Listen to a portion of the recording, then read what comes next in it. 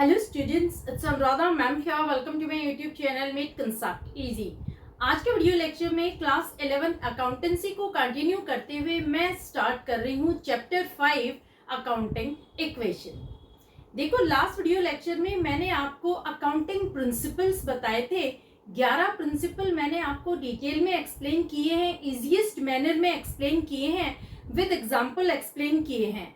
आप previous video lecture जरूर देख लेना, क्योंकि ये थियोरेटिकल पार्ट है।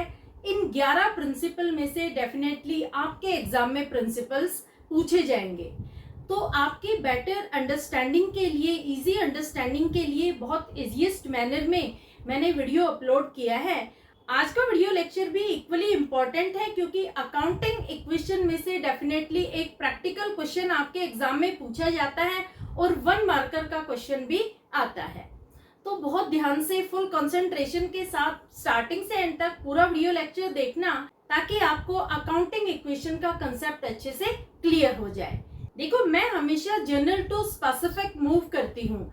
मेरा मेन एम क्या होता है कि पहले बच्चों को बेसिक टर्म्स क्लियर हो जाए, ताकि वो बाद में कॉम्प्लिकेटेड टर्म्स को भी इजिली सोल्व कर सके। तो सबसे पहले तो मैं आपको बता रही हूँ अकाउंटिंग इक्वेशन का मीनिंग क्या होता है, क्या होती है अकाउंटिंग इक्वेशन। अकाउंटिंग इक्वेशन में अगर 1 मार्कर आता है तो आपको कैसे लिखना है? Accounting equation is a mathematical expression based on dual aspect concept. देखो, अकाउंटिंग इक्वेशन क्या है? अकाउंटिंग इक्वेशन ये एक मैथमेटिकल एक्सप्रेशन है। मैथमेटिकल एक्सप्रेशन का मतलब क्या हुआ कि यहाँ हम मैथमेटिकल इक्वेशन करते हैं, जैसे आप मैथ्स में करते थे। कैसे आप मैथ्स की इक्वेशन करते थे? मैथ्स की इक्वेशन में देखो 2 साइड होती है, एक होती है राइट हैंड साइड, दूसरी होती है लेफ्ट हैंड साइड। बीच में एक इक्वल का साइन होता है।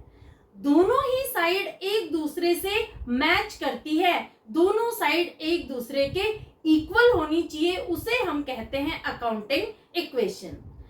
तो अकाउंटिंग इक्वेशन में हम मैथमेटिकल एक्सप्रेशन करते हैं, क्योंकि यहाँ पर जो हम क्वेश्चन करेंगे वो मैथमेटिकल इक्वेशन की तरह से सोल्व करेंगे।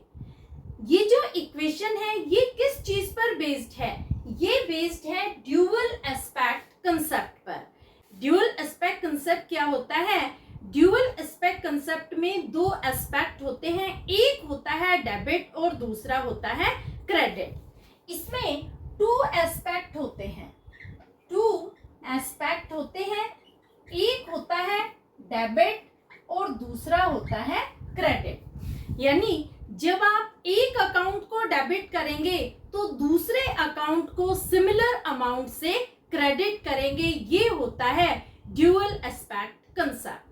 तो क्या होती है अकाउंटिंग इक्वेशन? अकाउंटिंग इक्वेशन ये एक मैथमेटिकल एक्सप्रेशन है जो बेस्ड है ड्यूअल एस्पेक्ट कंसेप्ट पर। ड्यूअल एस्पेक्ट कंसेप्ट क्या होता है? हर ट्रांजैक्शन के 2 एस्पेक्ट होते हैं, एक डेबिट दूसरा क्रेडिट। जब भी हम ट्रांजैक्शंस रिकॉर्ड करते हैं तो एक अकाउंट को डेबिट करते हैं और दूसरे अकाउंट को सिमिलर अमाउंट से क्रेडिट करते हैं। रिकॉर्डिंग ऑफ ट्रांजैक्शन इसी प्रिंसिपल पर बेस्ड है, जिसका दूसरा नाम है डबल एंट्री सिस्टम। इसी वजह से बैलेंस शीट हमेशा टैली होती है। बैलेंस शीट की जो 2 साइड है, एसेट एंड लायबिलिटी, वो दोनों एक दूसरे से मैच होती है। क्लियर? तो जो हमारी अकाउंटिंग सिस्टम है, जो अकाउंट में ट्रांजैक्शंस को रिकॉर्ड करने का सिस्टम है, वो हमेशा डबल एंट्री सिस्टम पर बेस्ड होता है। समझ आया? अब अकाउंटिंग इक्वेशन को आप कैसे डिनोट करते हैं, कैसे, क्या फॉर्मूला आप यूज करते हैं अकाउंटिंग इक्वेशन लिखने के लिए? अकाउंटिंग इक्वेशन होती है assets is equal to liabilities plus capital. देखो, जब भी अकाउंटिंग इक्वेशन लिखेंगे तो उसमें हमेशा asset is equal to liability plus capital. ये क्या है? ये एक मैथमेटिकल इक्वेशन है। देखो, इस इक्वेशन में 2 साइड है, एक है लेफ्ट हैंड साइड और दूसरी है राइट हैंड साइड, और बीच में है साइन इज इक्वल टू का। जो लेफ्ट हैंड साइड है उसमें सारी एसेट्स आती हैं और जो राइट हैंड साइड है उसमें लायबिलिटी और कैपिटल दोनों आते हैं। अगर हम लायबिलिटी की बात करते हैं तो ये एक्सटर्नल लायबिलिटी है, और जब हम कैपिटल की बात करते हैं तो ये इंटरनल लायबिलिटी है। ये ओनर्स का कैपिटल है, जो प्रोप्राइटर है, जो बिजनेस का मालिक है, उसने जो पैसा बिजनेस में इन्वेस्ट किया है उसे हम कहते हैं कैपिटल। और जो पैसा हम उधार लेते हैं, आउटसाइडर पार्टी से लेते हैं, उसे हम कहते हैं लायबिलिटीज। यहाँ पर हम एक्सटर्नल लायबिलिटी की टर्म के लिए यूज करेंगे, और कैपिटल जो इंटरनल लायबिलिटी है, जो प्रोप्राइटर का कैपिटल है, उसके लिए।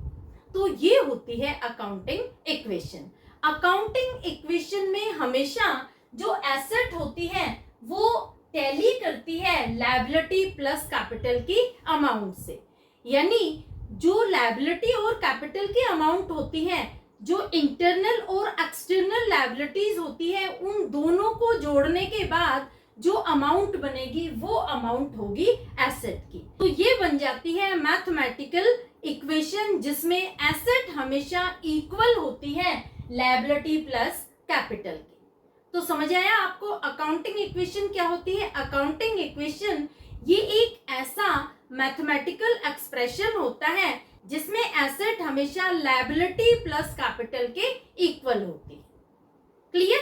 तो ये तो होगी इसकी थियोरेटिकल बात। अब हम बात करते हैं प्रैक्टिकल क्वेश्चन की। जब आप प्रैक्टिकल क्वेश्चन करेंगे तो सबसे पहले आपको एक फॉर्मेट प्रिपेयर करना होगा। फॉर्मेट आप कैसे बनाएंगे? Assets is equal to liabilities plus capital. देखो एसेट बहुत सारी होंगी, इसलिए एसेट लिखने के बाद आप स्पेस छोड़ देना और उसके बाद आप इज इक्वल टू का साइन लिखेंगे, फिर लायबिलिटीज प्लस कैपिटल लिख देना। इस तरह से आपको क्वेश्चन की स्टार्टिंग करनी है। अब देखो मैं वन बाय वन सारे ट्रांजेक्शन्स ले रही हूं। सबसे पहला ट्रांजेक्शन आता है स्टार्टेड बिजनेस विद कैश ₹20,000। ये जो ट्रांजेक्शन है ये बिजनेस एंटिटी कंसेप्ट पर बेस्ड है। प्रीवियस वीडियो लेक्चर में मैंने आपको बताया था कि जब भी हम अकाउंटिंग करते हैं तो हमेशा बिजनेस के पॉइंट ऑफ व्यू से करते हैं, ना कि बिजनेसमैन के पॉइंट ऑफ व्यू से। तो यहाँ जो हम अकाउंटिंग इक्वेशन प्रिपेयर कर रहे हैं ये बिजनेस के पॉइंट ऑफ व्यू से करेंगे कि बिजनेस में क्या आ रहा है और क्या बिजनेस से जा रहा है। अब देखो हर ट्रांजैक्शन में सबसे पहले हमें दो एस्पेक्ट देखने होंगे कि कौन कौन से दो एस्पेक्ट है जो अफेक्ट हो रहे हैं। तो जब हम बिजनेस स्टार्ट करते हैं तो पहला एस्पेक्ट होता है कैश, क्योंकि जब हम बिजनेस में कैश इंट्रोड्यूस करते हैं तो बिजनेस में कैश आता है। तो एक एस्पेक्ट हो गया कैश और दूसरा है कैपिटल। तो यहाँ पर अकाउंटिंग इक्वेशन में आप कैसे लिखेंगे? जो एसेट है उसके नीचे आप लिखेंगे कैश, इसके बाद आप इज इक्वल टू के नीचे इज इक्वल टू का साइन लगा देंगे। लायबिलिटी कुछ भी नहीं है तो यहाँ हम ब्लैंक छोड़ देंगे और यहाँ हम लिखेंगे प्लस करके कैपिटल। अब देखो अमाउंट कितनी है? अमाउंट है ₹20,000, तो कैश के नीचे हम लिखेंगे ₹20,000। इज इक्वल टू के नीचे हम इज इक्वल टू लगाएंगे, प्लस के नीचे प्लस का साइन और कैपिटल के नीचे हम लिखेंगे ₹20,000। अब देखो जो ये अकाउंटिंग इक्वेशन है ये हमेशा सेटिस्फाई होनी चाहिए, यानी ये हमेशा मैच होनी चाहिए asset is equal to liability plus capital. जो लेफ्ट हैंड साइड है वो हमेशा राइट हैंड साइड से मैच होनी चाहिए, तभी आपकी अकाउंटिंग इक्वेशन राइट होगी। किसी तरह का मिसमैच नहीं होना चाहिए। ऐसा नहीं होना चाहिए कि कभी राइट हैंड साइड ज्यादा हो रही है, कभी लेफ्ट हैंड साइड ज्यादा हो रही है, ऐसा बिल्कुल नहीं होना चाहिए। दोनों साइड एक दूसरे के इक्वल होनी चाहिए। तो देखो यहाँ 20,000 है लेफ्ट हैंड साइड और राइट हैंड साइड भी 20,000 है। इसका मतलब हमारी इक्वेशन राइट है। यहाँ पर मैचिंग हो रही है, दोनों साइड एक दूसरे से मैच कर रही है। तो ये होता है फर्स्ट ट्रांजैक्शन का इफेक्ट। ये जो ट्रांजैक्शन है ये आपके क्वेश्चन में जरूर आएगा। आपके क्वेश्चन में 101% ये ट्रांजैक्शन आएगा ही आएगा, क्योंकि जब भी बिजनेस स्टार्ट किया जाता है तो उसमें कैश इंट्रोड्यूस किया जाता है। कैश के साथ यहाँ पर एसेट भी हो सकती है, गुड्स भी हो सकती है, वो चीजें एडिशनल है, लेकिन कैश तो जरूर आएगा। तो ये आपको इस तरह से अकाउंटिंग इक्वेशन में दिखाना है। क्लियर? फर्स्ट ट्रांजेक्शन क्लियर हो गया। अब लेते हैं second transaction, purchased furniture for ₹500 in cash. अब देखो इस ट्रांजेक्शन में दो एस्पेक्ट हैं, एक है फर्नीचर, दूसरा है कैश। दोनों ही एसेट है। फर्नीचर बिजनेस में आ रहा है और कैश बिजनेस से जा रहा है। तो किस तरह से आप दोनों इफेक्ट दिखाएंगे अकाउंटिंग इक्वेशन में? सबसे पहले आप एसेट ऐड करेंगे, आप कैश में ऐड करेंगे फर्नीचर। आप फर्नीचर का नाम लिखेंगे क्योंकि ये एसेट बिजनेस में आ रही है। तो देखो किस तरह से आप रिकॉर्डिंग करेंगे।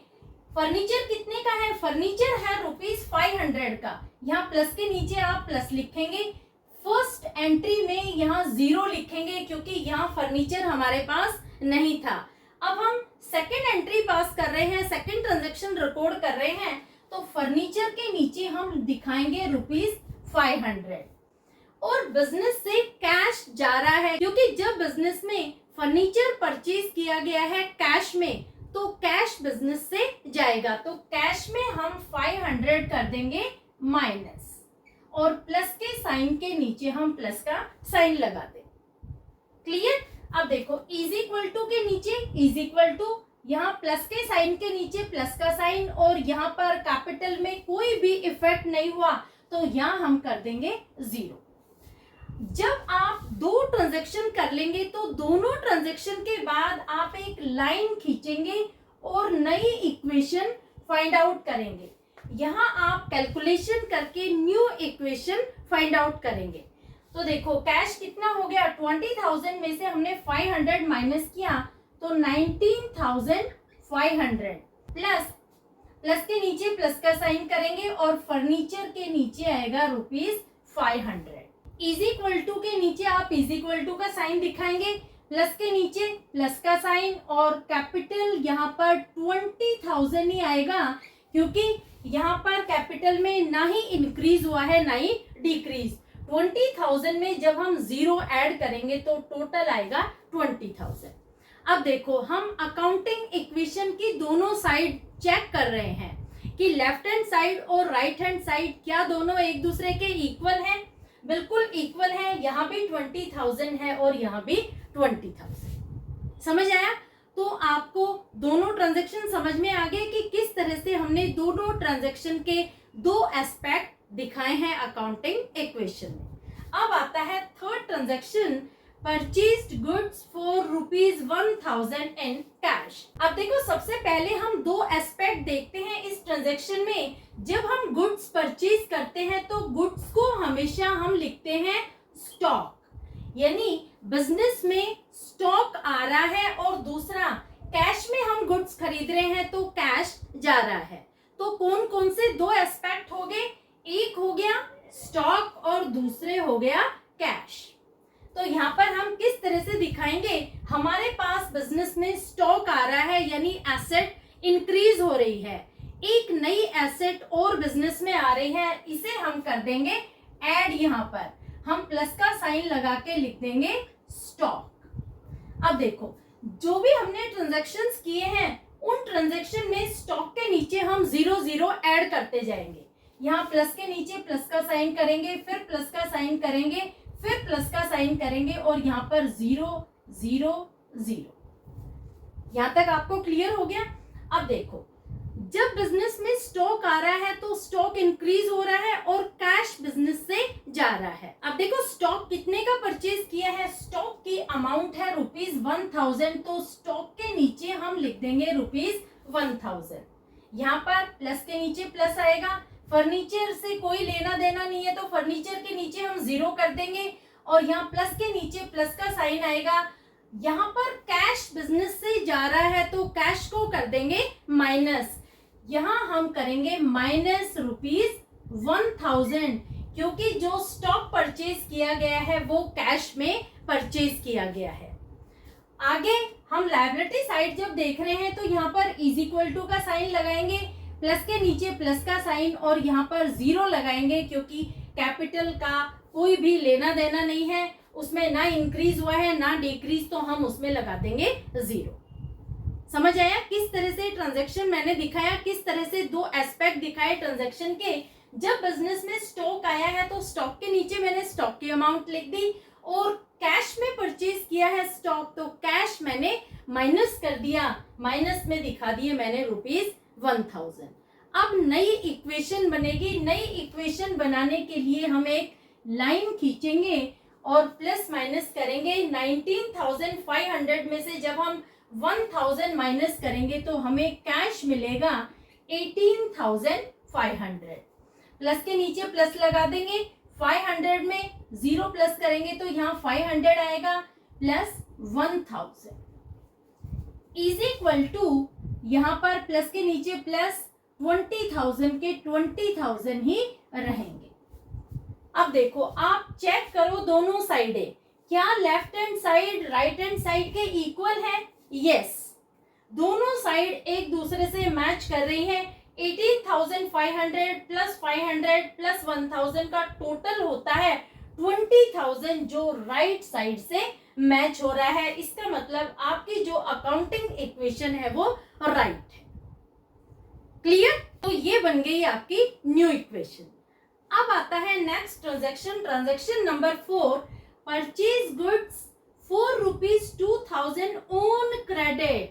देखो अब आप ध्यान रखना, अब हम ऑन क्रेडिट सामान खरीद रहे हैं, इसका मतलब उधार में सामान खरीद रहे हैं, बिजनेस के क्रेडिटर्स जनरेट हो रहे हैं।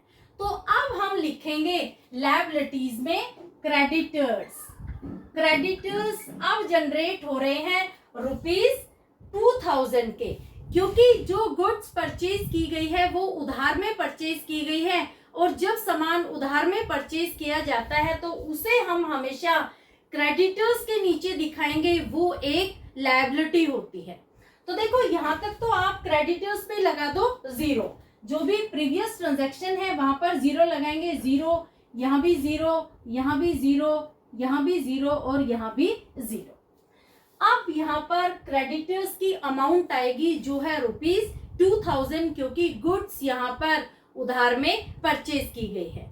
तो इस ट्रांजैक्शन में दो कौन कौन से एस्पेक्ट हैं? एक है गुड्स और दूसरा है क्रेडिटर। गुड्स के लिए मैंने अभी आपको बताया था कि गुड्स को हम लिखते हैं स्टॉक।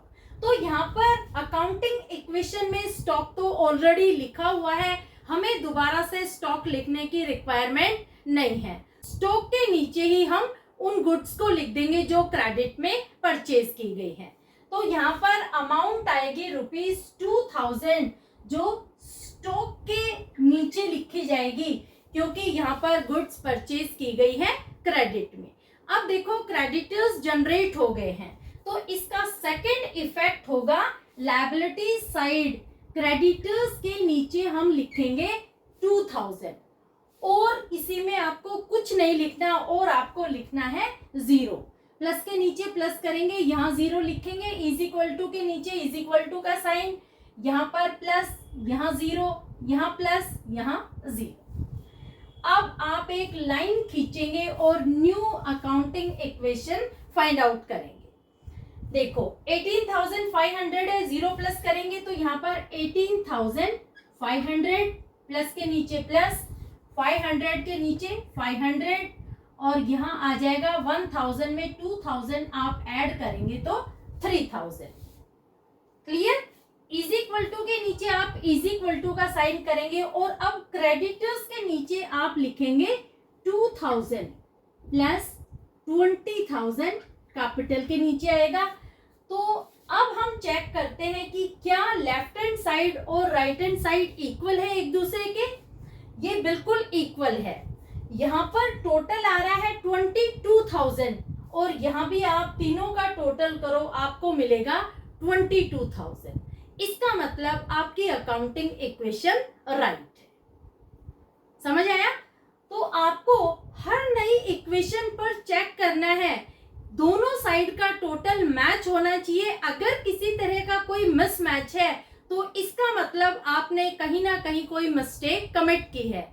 ये दोनों साइड, एसेट साइड और लायबिलिटी प्लस कैपिटल साइड, एक दूसरे के इक्वल होनी चाहिए। यहाँ पर देखो 22,000 है, 18,500 में 500 जब जोड़ेंगे तो हो गए 19,000, और 3000 जोड़ेंगे तो बन गए 22,000। इसी तरह राइट हैंड साइड भी आ रहा है 22,000। क्लियर। अब आता है आपका last transaction, sold goods costing ₹2,500 on credit for ₹4,000। ये जो ट्रांजैक्शन है ये सबसे ज्यादा कॉम्प्लिकेटेड ट्रांजैक्शन है। जरूर आपके एग्जाम में ऐसा ट्रांजैक्शन पूछा जाता है, तो इसको आप बहुत ध्यान से समझना। यहाँ पर हमने गुड्स की सेल की है, गुड्स की सेल की है, लेकिन उधार में सेल की है। जब उधार में सेल की जाती है तो सबसे पहले तो डेटर्स जनरेट हो जाएंगे, यानी आपकी एसेट साइड में एक नई एसेट ऐड हो जाएगी जो है डेटर्स। जब आप उधार में सामान बेचते हैं तो डेटर्स जनरेट हो जाते हैं, तो यहाँ पर आप ऐड कर देंगे डेटर्स। एक तो ये बात है। दूसरा देखो, goods costing ₹2,500 was sold for ₹4,000। ये समझने की बात है। यहाँ पर क्या है कि 2,500 की गुड्स थी, वो आपने 4,000 रुपए में बेच दी। इसका मतलब आपको 1,500 रुपए का प्रॉफिट हुआ है। और जब भी बिजनेस में प्रॉफिट होता है तो उसे हम हमेशा कैपिटल में ऐड कर देते हैं। तो यहाँ पर 3 इफेक्ट कौन कौन से हुए? एक तो आपके डेटर्स जनरेट हो गए, दूसरा आप स्टॉक में से गुड्स माइनस करेंगे, और तीसरा आप कैपिटल में प्रॉफिट को ऐड कर देंगे। क्लियर। तो देखो यहाँ पर जो स्टॉक है उसमें से आपने कितने की गुड्स बेची है? गुड्स कॉस्टिंग, ये वर्ड है ना कॉस्टिंग, ये ध्यान रखना। इस कॉस्टिंग का मतलब क्या हुआ कि जिन गुड्स की कॉस्ट प्राइस थी ₹2,500, उसको हमने 4,000 में सेल कर दिया। तो आप कितनी अमाउंट यहाँ माइनस करेंगे स्टॉक में से? स्टॉक में से हम माइनस करेंगे 2,500, क्योंकि यहाँ पर कॉस्ट वैल्यू गुड्स की है ₹2,500। ये हो गया इसका फर्स्ट इफेक्ट। ठीक है। कितने में आपने बेची है? 4,000 में बेची है, लेकिन ये कैश में नहीं बेची, तो ये डेटर्स जनरेट हो गए। तो 4,000 आप दिखाएंगे डेटर्स के नीचे। तो देखो सबसे पहले तो ये जो प्रीवियस ट्रांजैक्शन है उनमें डेटर्स के नीचे 0 0 करते जाओ, +0 +0 0 +0 0। अब देखो यहाँ पर हम दिखाएंगे 4,000, तो यहाँ लिखेंगे +4,000। ठीक है। यहाँ फर्नीचर और कैश, इनमें हम 0 करेंगे क्योंकि इनमें कोई भी इफेक्ट नहीं हुआ, तो 0 + 0। अब देखो जो ये डिफरेंस है 4,000 में से 2,500 जब हम माइनस करेंगे तो 1,500 का हमें प्रॉफिट होगा। इस प्रॉफिट को हम कैपिटल में ऐड कर देंगे और यहाँ क्रेडिटर्स में हम दिखाएंगे 0। 3,000 की गुड्स में से 2,500 की गुड्स हमने बेच दी है, तो यहाँ पर आप ब्रैकेट कर देना, क्योंकि 3,000 में से 2,500 हमें माइनस करने हैं। क्लियर। अब देखो, अब हम निकालते हैं न्यू इक्वेशन। न्यू इक्वेशन में आप कैलकुलेशन करेंगे 18,500 + 500 + 500। ये हम माइनस कर रहे हैं 3,000 में से 2,500 मैंने माइनस किए हैं, तो अमाउंट आई है ₹500 जो स्टॉक की वैल्यू है, plus 4,000 is equal to 2,000 plus 21,500। अब हम दोनों साइड चेक करेंगे कि क्या left hand side right hand side से मैच कर रही है। अगर मैच कर रही है इसका मतलब आपकी अकाउंटिंग इक्वेशन राइट है। तो देखो दोनों साइड का आप टोटल करके देखो। दोनों साइड का जब आप टोटल करेंगे तो टोटल आएगा 23,500 और यहाँ भी टोटल आएगा 23,500। तो दोनों साइड एक दूसरे के इक्वल है। इसका मतलब आपका क्वेश्चन 101% राइट है। समझ आया। तो अकाउंटिंग इक्वेशन में एसेट साइड हमेशा मैच करनी चाहिए लायबिलिटी प्लस कैपिटल साइड के टोटल से, ये होती है अकाउंटिंग इक्वेशन। तो समझ आया आपको क्वेश्चन किस तरह से मैंने 5 ट्रांजैक्शन को अकाउंटिंग इक्वेशन में एक्सप्रेस किया है। तो होपफुली आपको अकाउंटिंग इक्वेशन समझ में आ गई होगी कि किस तरह से आप प्रैक्टिकल क्वेश्चन करेंगे। इस पूरे क्वेश्चन का एक स्क्रीनशॉट ले लो,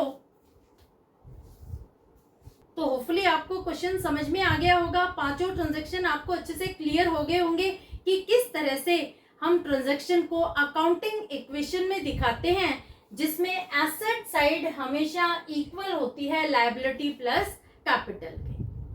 क्लियर? अकाउंटिंग इक्वेशन में दोनों साइड, लेफ्ट हैंड साइड और राइट हैंड साइड एक दूसरे से मैच होनी चाहिए। अगर मिसमैच होता है तो इसका मतलब ये है कि आपका क्वेश्चन गलत है, कहीं ना कहीं आपने कोई गलती की है। तो आप हर न्यू इक्वेशन पे क्वेश्चन को चेक कर लेना। कमेंट करके जरूर बताना कि कैसा लगा आपको वीडियो लेक्चर, क्वेश्चन समझ में आया कि नहीं। नेक्स्ट वीडियो लेक्चर में मैं आपको टीएस गरेवाल के बैक एक्सरसाइज के क्वेश्चंस करवाऊंगी।